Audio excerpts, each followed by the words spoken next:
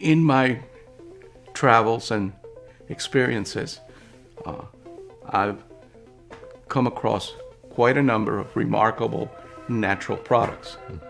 And one of these products, which by far outshines anything and everything I have ever seen, and a lot of people, and a lot of my colleagues have ever seen, is called Siberian Chaga.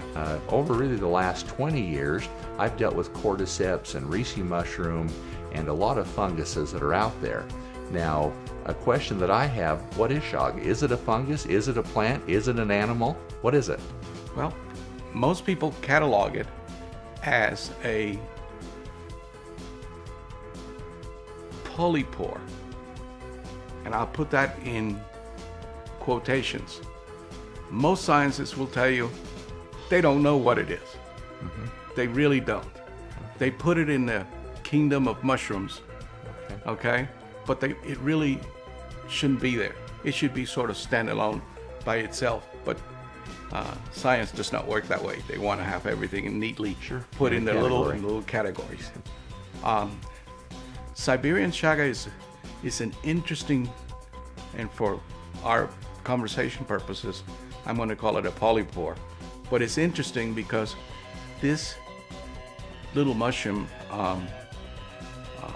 or growth only grows in wintry, harsh conditions, such as Siberia, the Ural Mountains, Caspian Mountains, high altitudes, and only in Russia, in Japan, in Finland, China, Korea, and in North America, northern Canada. And it comes down, the growth seems to stop right at Michigan border, the northern part of the United States, because of the weather conditions. It basically grows as a adjunct or a fungal growth on birch trees. Black birch trees, yellow birch trees, and white birch trees.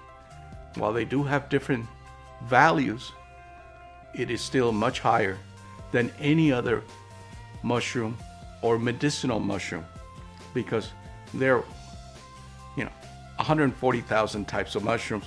Most of them are lethal to humans. Of those, you have maybe 200 species which have proven medicinal value.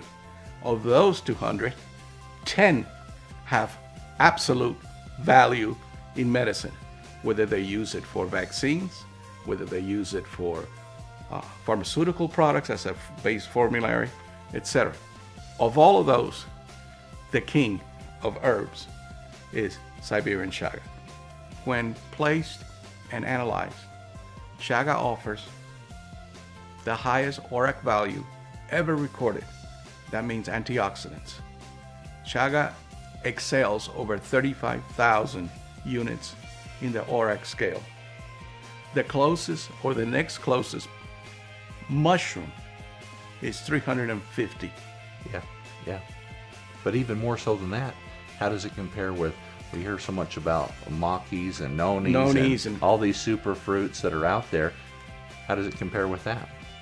Researchers at Tufts University and at Harvard Medical School and at Whale Medical College, Department of Endocrinology, Dr. Bridge Saxena, who's a personal friend of mine, they match Siberian Chaga with any and all superfoods that they can possibly come up with, as well as natural foods, prunes, oranges, grapes. Typical foods. Okay.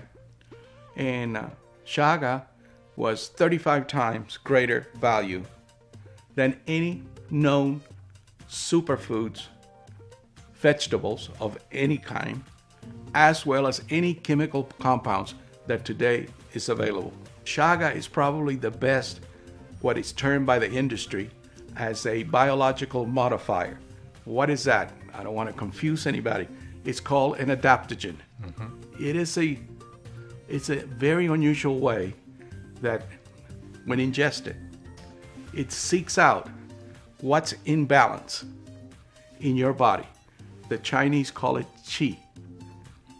As a matter of fact, in the first book of medicinal medicine, you have a line that translates about Siberian Chaga being the balancer of Qi. And what does it does? It keeps the balance of your body.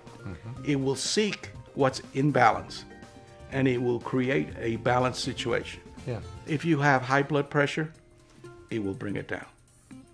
If you have stomach problems, it will regulate you. Well, Qi is energy. Exactly. And so you're trying to get the maximum output and the most harmonics in your body. Right. So all these ancients were not wrong. Right. They were right on target. Well, they We knew just they were didn't- getting the result. Right.